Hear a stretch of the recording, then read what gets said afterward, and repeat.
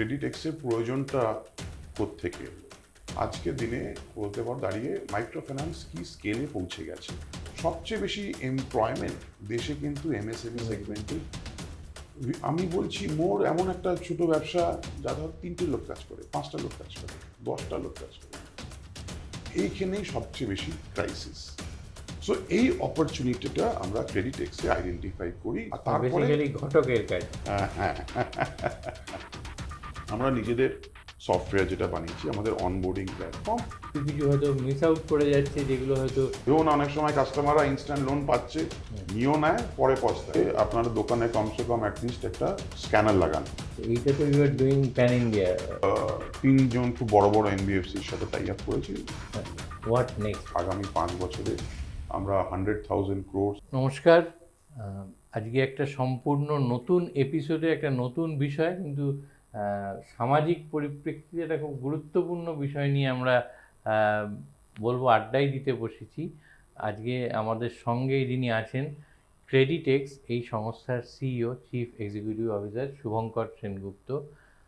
আমরা অনেকেই হয়তো শুনেছি যেটা চারবাক দর্শন বলে, তাতে বলা হয় যাবজ্জীবেদ শুভং জীবেদ ঋণং কৃত্বা ঘৃতং পিবেদ।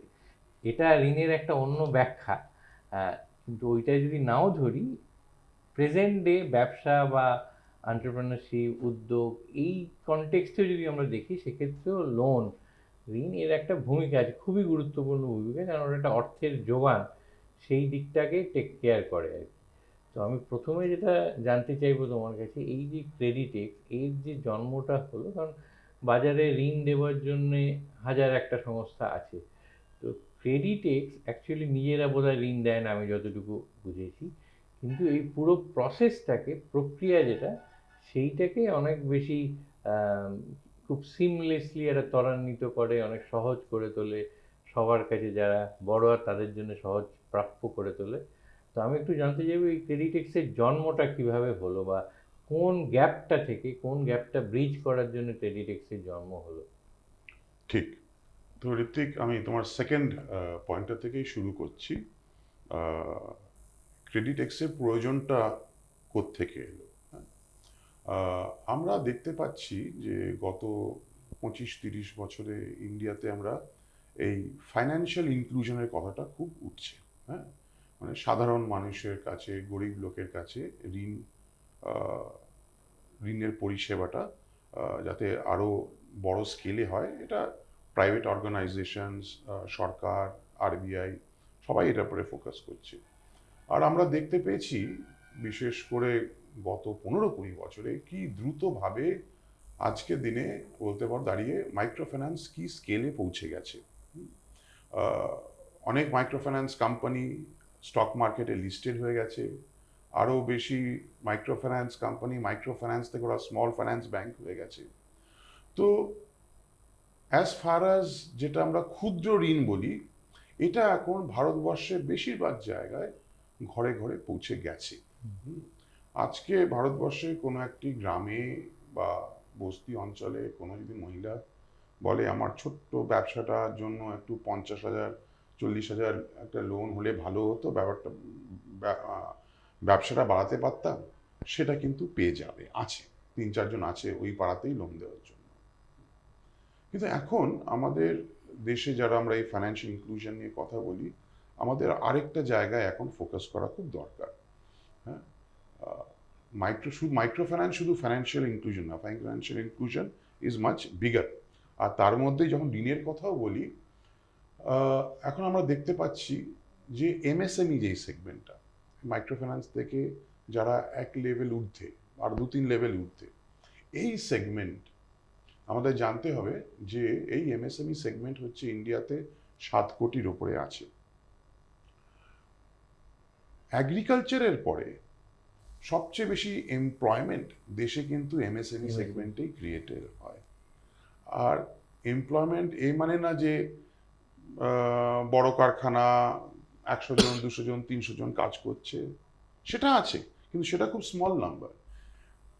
আমি বলছি মোর এমন একটা ছোট ব্যবসা যা ধর 3টে লোক কাজ করে, 5টা লোক কাজ করে, 10টা লোক কাজ করে, এদের সংখ্যা আরো অনেক বেশি। এই ব্যবসা যারা চালাচ্ছে সে গরিব না, সেইভাবে, সেই অর্থে গরিব না। হয়তো ব্যবসাটা আর একটু ইনফর্মাল বা সেমি ফর্মাল হতে পারে, তার হয়তো অনেক বেশি শিক্ষা দীক্ষা নেই, কিন্তু তার ব্যবসা বাড়াবার জন্য সেও একটা খুব বড় প্রবলেম ফেস করছে, যে সেও সময় মতো সঠিক পরিমাণে ঋণ পাচ্ছে না। খুব ইন্টারেস্টিংলি, ওর ফ্যাক্টরিতে যে লোকটা কাজ করে, ওই ওয়ার্কারের বউ যে সেলাই মেশিন চালায়, কিছু করে, সেই মহিলা কিন্তু 50,000 টাকা পেয়ে যাবে। এই লোকটার হয়তো 10 লাখ টাকা দরকার, মেশিন কিনবে, ওয়ার্কিং ক্যাপিটাল লাগবে, সে কিন্তু সহজে পাবে না। So there is a gap between ওই এমএসএমই অ্যান্ড মাইক্রোফাইন্যান্স, এই দুটোর মধ্যের একটা লেয়ার, হ্যাঁ, এটাকে বলতে পারো মিসিং মিডল। আগে বলতো লোকে Fortune lies at the bottom of the pyramid, pyramid. এখন হচ্ছে Fortune is actually at the middle of the Middle of- pyramid. হ্যাঁ, কারণ যেই এমএসএমইটাও দেখো, একটা পিরামিড হিসেবেই তুমি দেখো, এমএসএমই যারা টপ এন্ড, আসলে এমএসএমই ডেফিনিশনটা তো খুব ব্রড। যে কোম্পানির লেটাসে 400-500 কোটি টার্ন ওভার, সব জিএসটি, আইটি রিটার্ন, অডিট সব কিছু পাক্কা হয়, সেও এমএসএমই। আবার কেউ একটা ওয়েল্ডিং মেশিন চালাচ্ছে, কারখানা চালাচ্ছে, 2-3টে লেথ মেশিন আছে, সেও এমএসএমই। হ্যাঁ, কিন্তু দুজনকে অ্যাকচুয়ালি কম্পেয়ার করা যায় না। এই যে টপ এন্ডে যে ফ্যাক্টরি চালাচ্ছে, বসে আছে, আজকের দিনে সে কিন্তু লোনটা পাচ্ছে, কিন্তু তার turnover is in crores, dozens of crores. এইখান থেকে তুমি যত স্কেলে যত নিচে নামতে শুরু করবে, তত তুমি দেখবে ক্রেডিট গ্যাপটা বেড়ে যাচ্ছে, কতটা চাহিদা আর কতটা সাপ্লাই। বিশেষ করে বলতে পারো যেসব এন্টারপ্রাইজে মোটামুটি 2-3 লাখ থেকে যাদের 25 লাখ মতন দরকার, এইখানেই সবচেয়ে বেশি ক্রাইসিস। কারণ যার 50 লাখ, 1 কোটি দরকার, ওর কিন্তু ব্যবসার একটা সাইজ আছে, একটা ফর্ম্যালিটি আছে। ফর্ম্যালিটি বলতে আমরা কি বলছি, মানে IT return, GST return, bank স্টেটমেন্টে সব রকম ট্রানজাকশন, যার ভিত্তিতে একটা ব্যাংক একটা অ্যাসেসমেন্ট করতে পারবে এই লোকটার কত টার্নওভার, কীরকম ক্যাশ ফ্লো, একে আমার লোন দেওয়া উচিত কি উচিত না, কতটা দিতে পারবো, এই জাজমেন্টটা করতে পারবে। যখন আরো লোয়ার স্কেলে চলে আসো না, এই ডকুমেন্টগুলো খুব পার্শিয়াল হয়।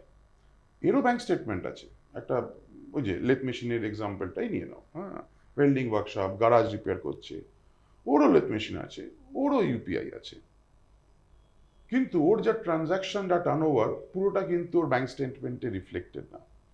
ওর স্কেল অফ ব্যবসা হয়তো জিএসটি থ্রেশহোল্ডের নিচে, বা ওর জিএসটি রেজিস্ট্রেশন থাকলেও পুরো ব্যবসাটা কিন্তু জিএসটিতে রিফ্লেক্ট হচ্ছে না। তো এগুলো আমি বলবো আর মোর ইনফর্মাল, সেমি ফর্মাল এন্টারপ্রাইজেস, এদের অ্যাসেসমেন্ট করাটা আরো অনেক ডিফিকাল্ট হয়ে দাঁড়ায়। মানে অ্যাটলিস্ট ডকুমেন্টের ভিত্তিতে, হ্যাঁ, ওর ব্যাংক স্টেটমেন্ট, জিএসটি রিটার্ন দিয়ে অ্যাসেসমেন্ট ওর প্রপার তুমি করতে পারবে না। সো এই অপরচুনিটিটা আমরা ক্রেডিট এক্সে আইডেন্টিফাই করি যে এটা অ্যাড্রেস করা দরকার। আর ক্রেডিট এক্সে যারা আমরা সবাই লিডারশিপ, সবাই মোটামুটি 25-30 বছর experience in বিএফএসআই space, that is banking, finance, insurance, হ্যাঁ, বিভিন্ন জায়গায় কাজ করেছে লোকজন, খুব সিনিয়র লেভেলে কাজ করেছে বিভিন্ন অর্গানাইজেশনে, লার্জ অর্গানাইজেশনে। কয়েকজন আমাদের মধ্যে এন্টারপ্রেনিউরিয়াল ব্যাকগ্রাউন্ড থেকেও এসছে, তুমি আমাকে আগে থেকে চেনো, আমি মাইক্রো ফাইন্যান্স আগে জড়িত ছিলাম। আমরা সবাই মিলে ডিসাইড করি এইটাকে আমাদের অ্যাড্রেস করতে হবে। তারপরে এখানে আসলে ক্রেডিট এক্সের গল্পটা অ্যাড্রেস করবো কি করে, আমরা বুঝতে পেরে গেছি এখানে খুব বড় নিড আছে, এটাকে এই নিডটাকে তো ফুলফিল করতে হবে। এখন অ্যাড্রেস করা মানে কি, নিডটা গ্যাপটা আছে তো দুদিক থেকেই, মানে যে বড়োয়ার তারও একটু স্ট্রাকচার্ড হওয়া উচিত যাতে ইভ্যালুয়েশন এবং অ্যাসেসমেন্টটা প্রপার হয়, আবার যে লেন্ডার সেও দেখবে যে আমার যদি একটা প্রপার অ্যাসেসমেন্টের থ্রু দিয়ে যায় আমার দিতে সুবিধে। কারেক্ট, এই ব্রিজ, এইটাকে ব্রিজ, এটাকে আমরা ব্রিজ করার চেষ্টা করছি। এখন ব্রিজ কি করে করবে, ব্রিজ এইভাবে করতে পারো, তাহলে আমরা একটা এনবিএফসি খুললাম, হয়তো আগামী দিনে ব্যাংক হয়ে যেতে পারি, এই একটা সেগমেন্টে আমরা কাজ করতে পারি।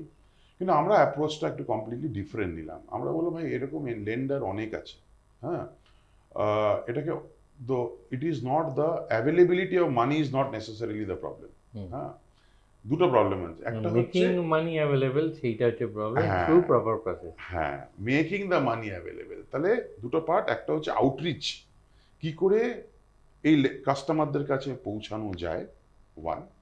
সেকেন্ড হচ্ছে এই যে বললাম এই ব্যবসাগুলো যে একটা সার্টেন ইনফর্ম্যালিটি আছে ইত্যাদি, তাহলে আন্ডার রাইটিংটা যেটাকে বলে ক্রেডিট অ্যাসেসমেন্ট, আন্ডার রাইটিং যাই বলি, একে আমি অ্যাসেসমেন্ট করব কি করে, that is the second part. তো এটা আমরা ভাবলাম যে এইখানে আমরা নিজেদের রোল দেখলাম, তাহলে এটা করতে হলে then we are trying to basically become, বলতে পারো দ্য মার্কেট মেকার। যারা যারা আছে তাদের আমরা জয়েন কি করে করব, হ্যাঁ, যাতে ফান্ড ফ্লোটা আরো অনেক লার্জ স্কেলে হয়। This is also kind of an aggregator model in a way. হ্যাঁ, আমরা বলছি নিজেদের উই আর এক্সচেঞ্জ। হ্যাঁ, যে আমাদের থিঙ্কিংটা হচ্ছে যে উই আর এক্সচেঞ্জ প্ল্যাটফর্ম। একদিকে সব লেন্ডাররা থাকবে, বড় বড় ইনস্টিটিউশন, আরেক এন্ডে কাস্টমার থাকবে। বড় যে কাস্টমারের যে ধরনের রিকোয়ারমেন্ট সে ধরনের লেন্ডার আমার কাছে থাকা উচিত, আমি ম্যাচ মেকিংটা করব। তো প্রথমে আমি বোঝার চেষ্টা করি ম্যাচ মেকিংটা আমরা কি করে করতে চাই, বা কাস্টমারের কাছে পৌঁছাবো কি করে, আর তারপরে বেসিক্যালি ঘটকের কাজ।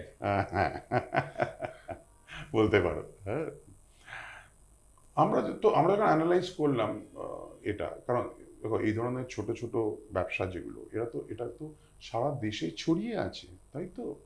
আহ, শহরাঞ্চলে, গ্রামাঞ্চলে, মফস্বলে সব জায়গায় আছে।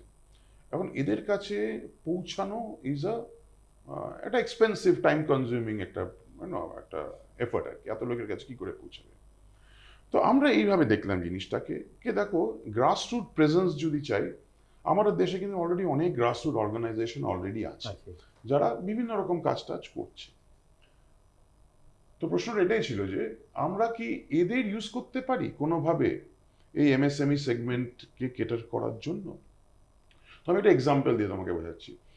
এই যে মাইক্রো ফাইন্যান্স অর্গানাইজেশন, এখন মাইক্রো ফাইন্যান্স অর্গানাইজেশন কি করে, ওই ক্ষুদ্র ঋণ 50,000, 40,000 সব জায়গায় দিচ্ছে, ওর ম্যান পাওয়ার আছে, লোকজন অনেক জায়গায় ফিল্ড স্টাফ আছে ইত্যাদি। ওরা কিন্তু 5 লাখ 10 লাখ দেয় না। কেন দেয় না? ওদের ওই লোনগুলোকে কি করে ম্যানেজ করব, কি করে অ্যাসেসমেন্ট করব, ওরা জানে না। এটার জন্য আলাদা করে ওদের কাছে পয়সা নেই, ওরা যা পয়সা পায় একটা রেস্ট্রিক্টেড একটা ইউজের জন্য পয়সা থাকে। আর সেহেতু এই রিস্কটা ওরা নিতে চায় না। কিন্তু এই অপরচুনিটি আছে, ওদের কাছে লোকজন আসে, দাদা আপনারা তো দিচ্ছেন 50,000, 1 লাখ এসব জায়গায় দিচ্ছেন, আমার তো 10 লাখ দরকার, এরকম ব্যবসাতে পাচ্ছি না, আমার কিছু করিয়ে দেন। মাইক্রো ওদের কিছু তো করতে পারে না, তো দ্যাটস আ লস্ট অপরচুনিটি। আমরা মাইক্রো ফাইন্যান্স অর্গানাইজেশনদের বলছি, ঠিক আছে তুমি এই লোকটাকে নিজের ফান্ডস থেকে দিতে পারছো না, কিন্তু তুমি আমার সাথে কাজ করে এই লোকটার জন্য কোনো ব্যাংক থেকে ফান্ডস একটা পাইয়ে দেওয়ার ব্যবস্থা কিছু করা যেতে পারে না? আর যার বিনিময়ে ব্যাংক একটা আমাদের নিশ্চয়ই কিছুটা পে আউট দেবে, যেটা তুমি পাবে সাবস্ট্যান্সিয়ালি। তো তোমার জন্য একটা রেভিনিউ হয়ে গেল, প্লাস তুমি অ্যাজ অ্যান এমএফআই তোমাকে খুব এক্সট্রা এফার্ট নিতে হচ্ছে না, কারণ ওই অঞ্চলে তোমার ছেলেরা তো যাচ্ছে রোজ নিজের বড়দের কাছে, ওইখানে একটা দেখলো একটু দোকানপাট একটু ভালো সালো, গেল কথা বললো, এরকম লোন পাওয়া যায়, সে যদি ইন্টারেস্টেড হয় তাহলে তুমি কাস্টমারের অ্যাপ্লিকেশনটা তুলে নাও। আর অ্যাজ অ্যান এমএফআই তোমাকে রিস্ক নিতে হচ্ছে না, কারণ বাই চান্স যদি যাই হোক 100টা লোন দিলে 1টা 2টো লোন খারাপ হলো, ওটার কিন্তু দায়বদ্ধতা তোমার না, ওটা ব্যাংক, ওই রিস্ক ব্যাংক দিচ্ছে। ব্যাংক নিজের মতন অ্যানালাইজ করবে। তুমি কি করে হেল্প করলে ব্যাংকে, তুমি ওই ব্যাংকের প্রোডাক্ট নিয়ে কাস্টমারের কাছে গেলে, কাস্টমার জানতে পারলে এরকম প্রোডাক্ট আছে, যারা ইন্টারেস্টেড এই লোনের জন্য তারা নিজেদের আবেদনটা দিল, রাইট?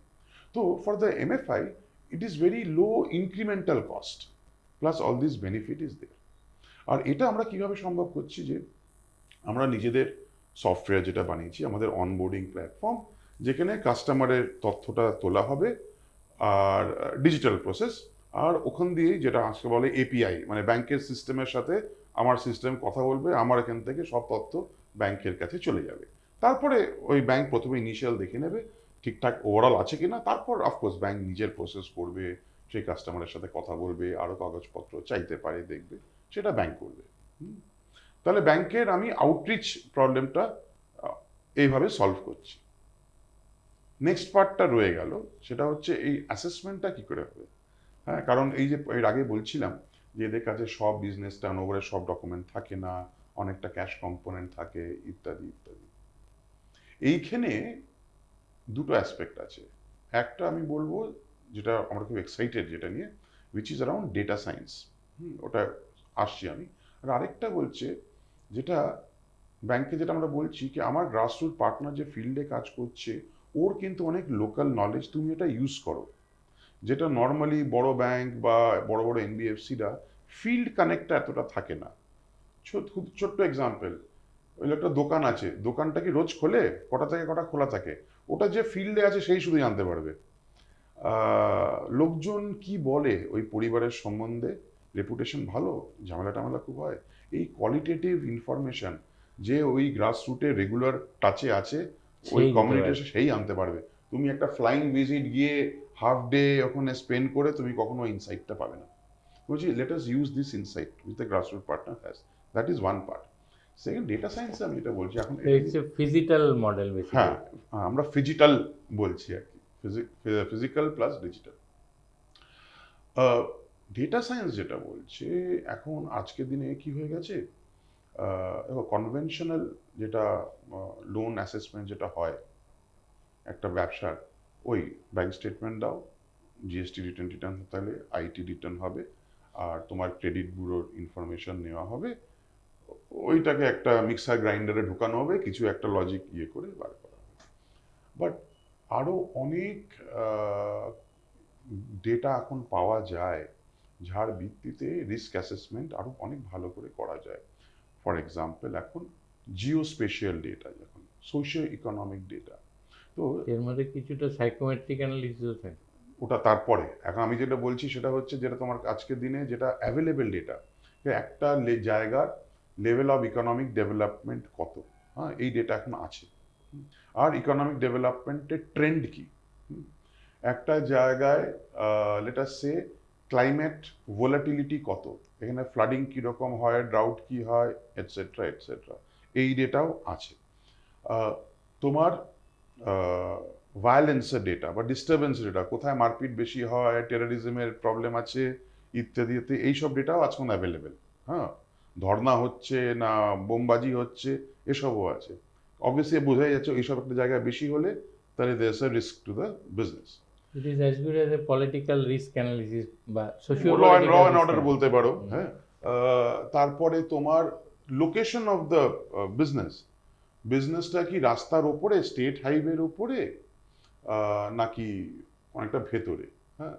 এখন এই ইনফরমেশনগুলো এনাকে আগে নেওয়া হতো না, নেওয়া হতো কারণ খুব স্ট্রাকচার্ড ওয়েতে অ্যানালিটিক্স, কোরিলেশন, এইগুলো এতটা কাজ আমি বলবো আজও সেরকম হয় না। আমরা এই জায়গাটা নিয়ে খুব এক্সাইটেড। আর আজকে যেটা সম্ভব হয়ে গেছে, এই ডেটা অত সহজে পাওয়া যেত না, বা তোমার অত স্ট্যাটিস্টিক্যাল টুলস এত ছিল না যে এগুলোকে সব প্রসেস করে কোনো মিনিংফুল একটা ইনসাইট দেবে। এটাও এখন অ্যাভেলেবেল হয়ে গেছে। এক্সাম্পল লুমিনোসিটি, যেটা হলো স্যাটেলাইট ইমেজারি থেকে কতটা সন্ধেবেলায় কতটা আলো, which is a proxy for development, আর ট্রেন্ডটা কি।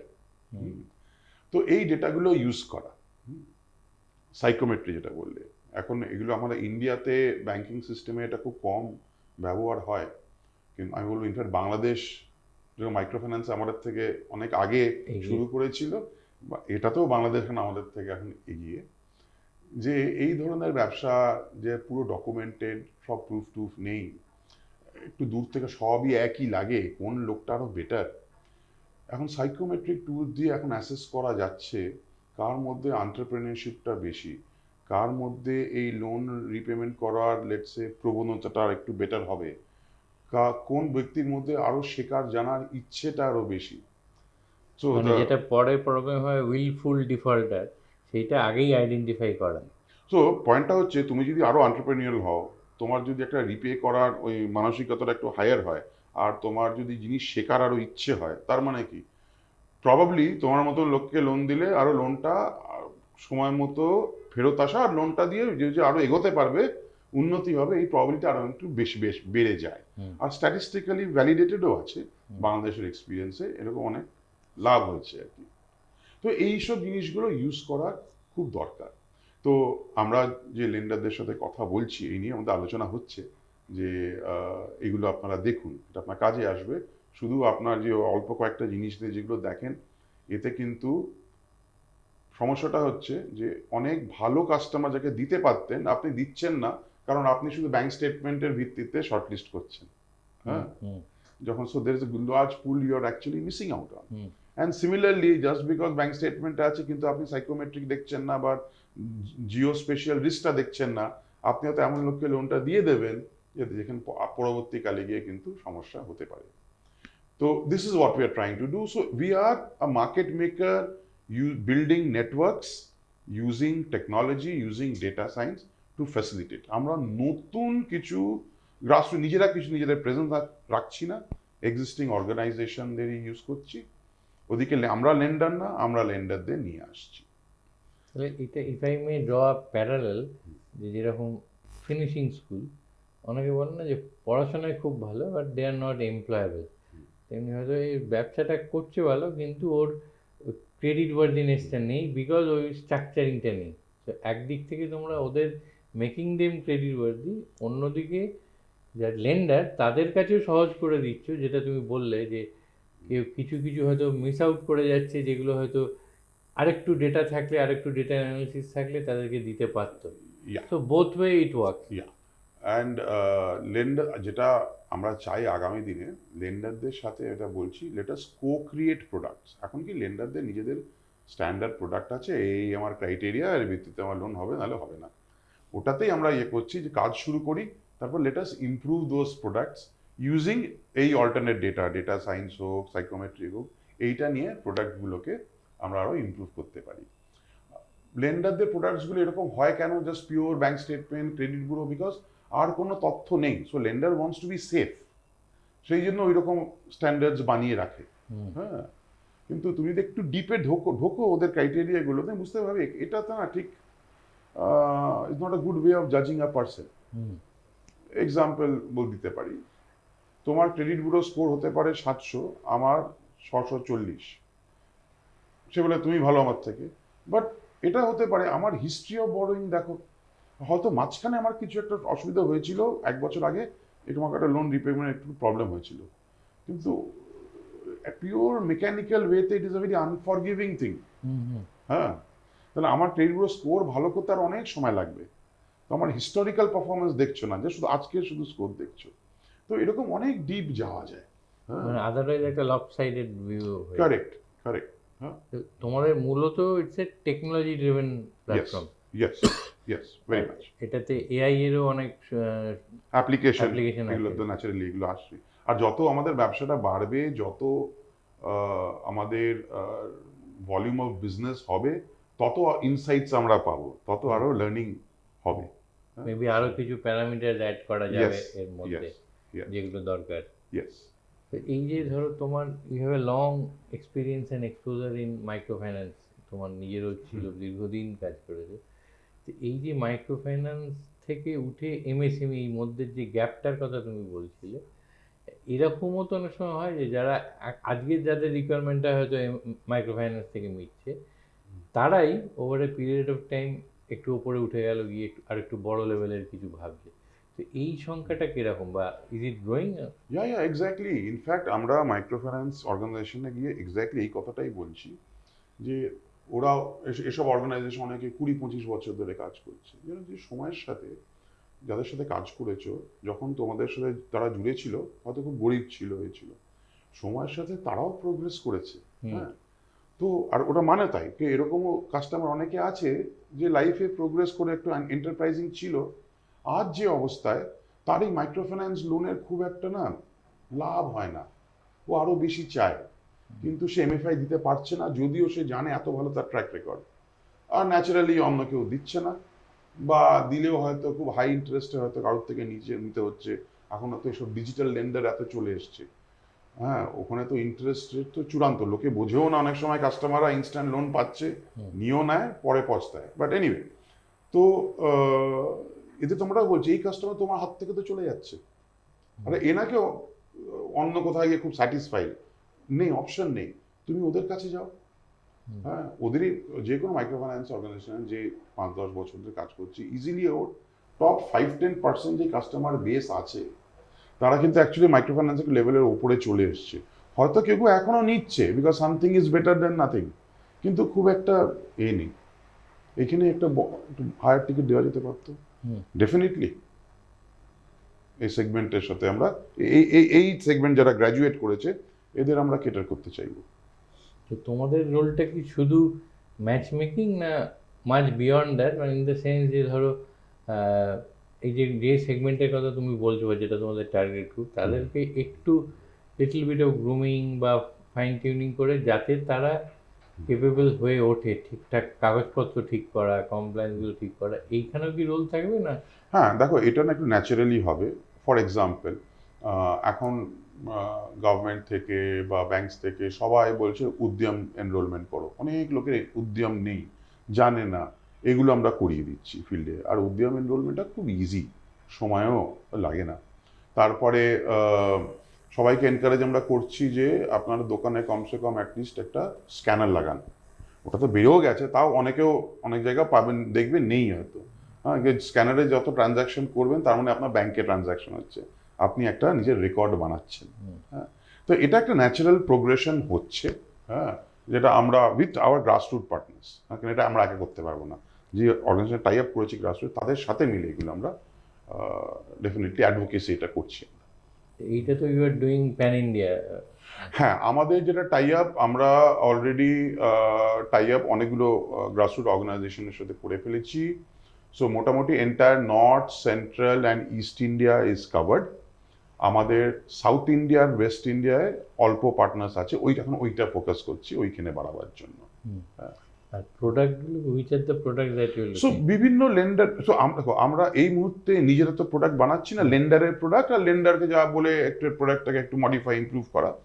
তো এই মুহূর্তে আমরা 3জন খুব বড় বড় এনবিএফসির সাথে টাই আপ করেছি, খুব ন্যাশনাল লেভেল ইনস্টিটিউশন।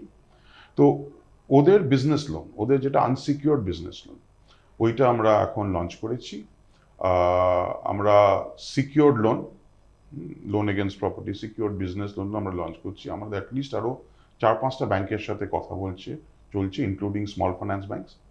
তো ওরা খুব ইন্টারেস্টেড, কারণ স্মল ফাইন্যান্স ব্যাংকসরা তো ঠিক এক্স্যাক্টলি মাইক্রোফাইন্যান্স ব্যাকগ্রাউন্ড থেকে তো মোস্টলি এসছে। তো ওরা আমাদের এই ভ্যালু প্রপোজিশনটা খুব বুঝেছে। হ্যাঁ, আর যেটা আমরা ব্যাংকদের বলি যে আমাদের গ্রাসরুট পার্টনার যারা, ওরা শুধু তোমাকে তো কাস্টমার খুঁজে দিচ্ছে না, সেটা তো পারেই, ওটা তো ইজিয়ার, কিন্তু যে একটা রেগুলার একটা কানেক্ট মেনটেন করা, যেটা একটা প্রয়োজন। হ্যাঁ, ও ব্যবসা ঠিক মতন চলছে কিনা, তাহলে কিছু প্রবলেম যদি দেখা দেয়, যেটাকে আর্লি ওয়ার্নিং সিগন্যাল বলে, এখানে একটা প্রবলেম হতে চলেছে। হ্যাঁ, বা একটা রেগুলার ইএমআই রিমাইন্ডার দেওয়া। কারণ দেখো, এই সেগমেন্ট যারা একটু ইনফর্মাল না, ধরো না মাসে মাসে 5 তারিখে তাই রিপে করার কথা, রিপে করবে কি করে? ন্যাচ দিয়ে ব্যাংক থেকে টাকা কাটা যাবে, তার মানে তাকে ব্যাংকে অত টাকা রাখতে হবে মনে করে। এই অভ্যেসটা না এই সেগমেন্টে একটু কম। এটা তুমি যে কোনো লেন্ডারের সাথে কথা বলবে, এই সেগমেন্টে দেখবে প্রতি মাসে 30-35% ন্যাচ বাউন্স হয়। মানে 5 তারিখে 70 জন পে করে, 30 জন করে না। Not because he doesn't want to repay or any other problem, ওই গিয়ে ব্যাংকে টাকা জমা করা হয়নি, তারপর ফলো আপ করতে হয়, তারপর টাকাটা জমা করে ইত্যাদি। এতে ব্যাংকের তো অনেক খরচা। তো আমাদের যেটা বক্তব্য, যে আমার গ্রাসরুট পার্টনার যদি গিয়ে একটা ফিজিক্যাল রিমাইন্ডার দিয়ে দেয় কি দাদা আপনার 14,000 টাকা 5 তারিখ কাটা যাবে, প্লিজ অ্যাকাউন্টে টাকা রাখুন, এই ফিজিক্যাল রিমাইন্ডারটা is a much more valuable না একটা হোয়াটসঅ্যাপ বা একটা SMS বা কোনো একটা ফোন কলের থেকে। তো এই কাজটা তো আমার গ্রাসরুট পার্টনার করতে পারবে। তো মানে এইটা এই বিনিময়ে জায়গাটাতে তোমরা কিছুটা হলেও মাইক্রো ফাইন্যান্সের মডেলটাই, যে একদম পার্সোনাল টাচ গিয়ে কারেক্ট। একটা আর উইকলি এই গ্রাসরুট মিটিং পার্টনারের জন্য গিয়ে কন্ট্যাক্ট করাটা খুব লো কস্ট, কারণ ওর ছেলে তো এমনিতেই আছেই। ওদিকে যাচ্ছে। তো এনাকে আলাদা করে অফিস থেকে বেরিয়েছে 10 কিলোমিটার গিয়ে ও লোকটাকে রিমাইন্ড করে চলে এসছে তা না, ওই এলাকাতেই ঘুরে বেড়াচ্ছে, গিয়ে জাস্ট 2 মিনিট হ্যালো হাই করে রিমাইন্ডার দিয়ে চলে এলো। So which is beneficial for everybody. তো এটাও আমরা ব্যাংকদের বলছি ওদের এটা করা উচিত। স্মল ফাইন্যান্স ব্যাংকটা কতটা বুঝছে যে এটা করলে সবাই লাভ। এমনিতে যেটা দেখা যায় যে, যেটা তুমি বারবার জোর দিচ্ছ, যে এই যে গ্রাসরুট লেভেলে একটা টিম যারা ফিজিক্যালি বা পার্সোনাল লেভেলে, তো এমএফআই এর এইটাকে লিভারেজ করে অনেকেই ওই কো ব্র্যান্ডেড প্রোডাক্ট, মানে অন্য প্রোডাক্ট বিক্রি করে, ইনক্লুডিং ইন্স্যুরেন্স প্রোডাক্ট তো তোমাদেরও সেরকম কোনো প্ল্যান আছে কিনা ইভেনচুয়ালি প্রোডাক্ট বাস্কেটটাকে বড় করে বা এক্সপ্যান্ড করে? হ্যাঁ, eventually hopefully finally financial inclusion is more than credit না, credit is one part, insurance, savings, যেরকম যেরকম অপরচুনিটিস আসবে আর রেগুলেটরি এনভায়রনমেন্ট যা যা অ্যালাউ করবে ডেফিনেটলি এগুলো আমরা করব। আমরা এই মুহূর্তে ধরেছি লেন্ডিং। হ্যাঁ, লেন্ডিংটা দিয়ে শুরু করি, একটা তাহলে কি একটা এন্টায়ার একটা নেটওয়ার্ক, একটা বেসটা তৈরি কাস্টমার হবে। বেস তৈরি হয়ে গেলে opportunity for other things also start coming.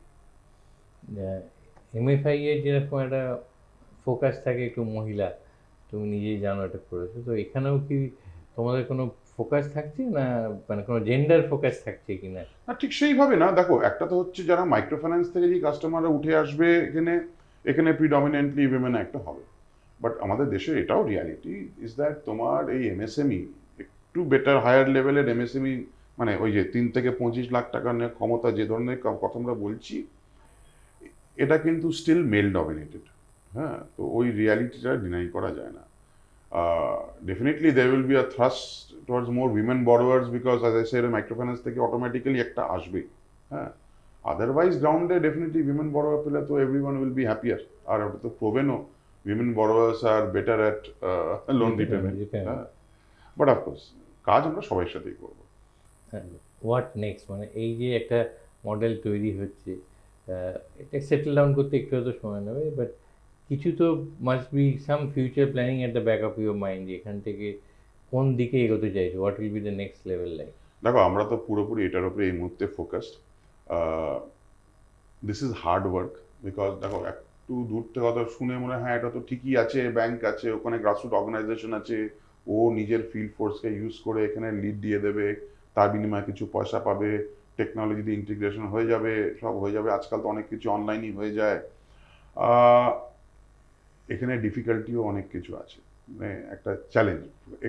For example, তোমাকে তোমার গ্রাসরুট পার্টনারের স্টাফকে একটা ওরিয়েন্ট করা দরকার আছে, এগুলো কোনোদিন করেনি। হ্যাঁ, এটা আমাদেরই করতে হবে, ওটা ব্যাংক করবে না, ব্যাংকের বয়ে গেছে। হ্যাঁ, ওটা আমাদেরই করতে হবে। তো এইসব প্রত্যেকটা অর্গানাইজেশন ডিফারেন্ট হয়, তাদের সাথে সময় দিয়ে এগুলো নিয়ে কাজ করা। যেটা একটা ভালো যেটা হয়েছে, এখন সব মাইক্রো ফাইন্যান্স অর্গানাইজেশন এরা এখন সবাই বুঝেছে, ওরা যদি পিওরলি মাইক্রো ফাইন্যান্সের উপরেই ডিপেন্ডেন্ট হয়ে থাকে, it is very risky for them. কারণ তুমি একটা প্রোডাক্টের উপরে তোমার কোম্পানি দাঁড়িয়ে আছে। It is important to diversify income streams, আর এই অপরচুনিটি আমরা ওদের জন্য খুলে দিচ্ছি। তো এটা বুঝেছে, দ্যাট ইজ গুড। কিন্তু বোঝা একটা জিনিস আর করা আরেকটা জিনিস। তো এখন আমাদের এখন অনেক খাটুনি আছে আর কি সবার সাথে।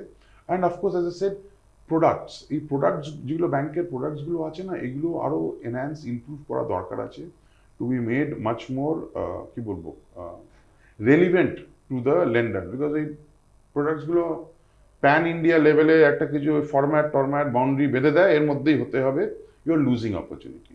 এখন এইটা যদি আমাকে ব্যাংকদের কনভিন্স করতে হয়, কে let us relook at all of this, bank তখনই কনভিন্স হবে বা শুনবে রাদার, যখন আমি ওকে ব্যবসা দেবো। হ্যাঁ, otherwise it become something theoretical, ভাই তুমি নিজেদের এক্সপার্ট মনে করো, আমাদের এসে বলে যাচ্ছ। But once you start giving them business, they value you, then they value what you say. So focus is really on starting all of this. We have very high ambitions. আমরা চাই আগামী 5 বছরে আমরা 100,000 crores of lending আমরা facilitate করব। Facilitate, of course, these partnerships and all of that. But as I said, very importantly, using alternate data science, technology to help make better judgments, better assessment. আর আমাদের এটা হচ্ছে, আচ্ছা এটা আমার বলা দরকার, লেন্ডিং ইজ অলসো একটা, ওটা পুরো বলে একটা লাইফ সাইকেল আছে। How do you identify initial prospect, তারপরে মানে কি কোথায় ফোকাস করব এই আমার প্রোডাক্টের কাস্টমার খোঁজার জন্য, তারপরে অফকোর্স কাস্টমারকে আমি অনবোর্ড করব, তাকে আমি অ্যাসেসমেন্ট করব, তারপরে মোস্ট ইম্পর্টেন্ট আমাদের কালেকশনগুলো আসতে হবে, তাই না?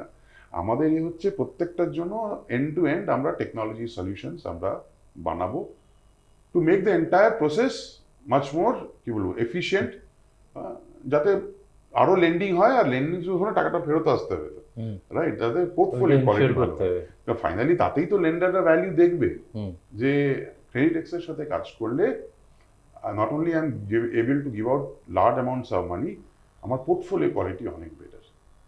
এই ভ্যালু অ্যাডটা আমাদের করতে হবে, মানে কোয়ালিটি অ্যান্ড কোয়ান্টিটি দুটোই ইয়ে করতে হবে। কারণ ঠিক আছে, লোনটা ব্যাংক দিচ্ছে, টাকাটা ডুবে গেলে হয়তো বলতে পারো আমাদের কোনো লিগ্যাল লায়াবিলিটি নেই, কিন্তু ওই অ্যাপ্রোচটা কাজ করা যায় না। কারণ যদি ব্যাংকের জন্য ব্যবসাটা ভালো হয় তাহলেই ব্যাংক আমার সাথে আরো ব্যবসা করতে ইচ্ছুক হবে। ঠিক। সো আমার ওইভাবে স্টেক আছে to ensure that good quality business happens. আপনারা এখন দেখবেন এই কলকাতা থেকেই গড়ে ওঠা জন্ম হওয়া একটা সংস্থা ক্রেডিটেক্স, যেটা এখন প্রায় সারা ভারতবর্ষ জুড়ে প্যান ইন্ডিয়া যতটা পেরেছে করেছে, আগামী কয়েক মাসে দক্ষিণ ভারত এবং পশ্চিম ভারতও যাবে। একটা অদ্ভুত ব্যাপার, এরা কিন্তু শুধু একটা সংস্থার বড় হওয়া নয়, এই সংস্থাটা টেকনোলজি ড্রিভেন এমন একটা সংস্থা যাদের মধ্যে একটা মাল্টিপ্লেয়ার এফেক্ট আছে। অর্থাৎ এরা যত এফেক্টিভলি কাজ করবে তত বেশি ওই মিডল অফ দ্য পিরামিড, আমি বটম অফ দ্য পিরামিডটা বললাম না, ওই পিরামিডে আরও নতুন নতুন সংস্থা আরও গড়ে উঠবে। যারা আমরা যেটা দিয়ে শুরু করেছিলাম যে অর্থের যোগানটা খুব গুরুত্বপূর্ণ, সেই অর্থের যোগানের যে প্রক্রিয়াটা ওইটাকেই ওরা ফেসিলিটেট করছে। এবং 100,000 যে সংখ্যাটা ওরা বলছে যেটাকে ফেসিলিটেট করবে আগামী 5 বছরে, সেইটার দিকেও কিন্তু আমাদের চোখ থাকবে। আপনাদেরও চোখ থাকুক। আমাদের এই ধরনের যে সমস্ত ডিস্টিংগুইশ গেস্টদের আমরা আনবো, তাদের সঙ্গে আলাপচারিতার মাধ্যমে আপনারা জানতে পারবেন যে শুধু ব্যবসার নতুন নতুন ক্ষেত্র তৈরি হচ্ছে তা নয়, ব্যবসার ক্ষেত্র এবং পরিধিটাকে বাড়ানোর জন্য অনেক ব্যবসায়িক সংস্থা তৈরি হচ্ছে। তো আগামী দিনের জন্য অনেক অনেক শুভেচ্ছা। থ্যাংক ইউ, শুভঙ্কর, অনেক আমি ধন্যবাদ। নিশ্চিত খুব শিগগিরই আমাদের আবার বসার সুযোগ হবে এবং তখন আমাদের দর্শকদের জন্য আমরা নিশ্চয়ই। আরও অনেক পজিটিভ খবর এবং আরও অনেক উন্নয়নমুখী খবর নিয়ে আসতে পারবো। আজকে সময় দেওয়ার জন্য অনেক অনেক ধন্যবাদ। Thank you so much Hrithik, thank you সবাই। থ্যাংক আনন্দ আর ভালোবাসার দীপ্তিতে গড়া সমুজ্জ্বল পরমা, ঠিক তোমারই মতো। শ্যাম সুন্দর কোম্পানি জুয়েলার্স, আগরতলা, উদয়পুর, ধর্মনগর, কলকাতা।